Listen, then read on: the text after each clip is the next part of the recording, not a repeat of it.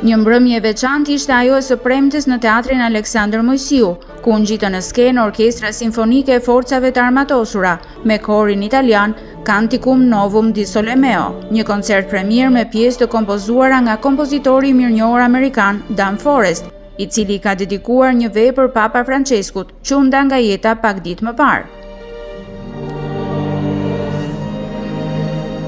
Ky koncert erdhi dhe si një homazh për kreun e Vatikanit, funerali të cilit ka mbledhur sot në Selinë e Shenjtë shumë lider botror.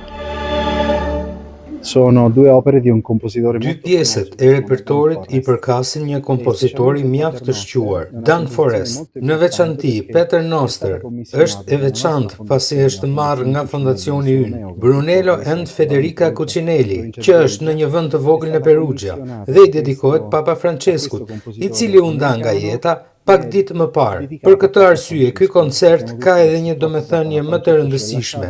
Jemi shumë të lumtur për këtë bashkëpunim të suksesshëm me Orkestrën e Forcave të Armatosura.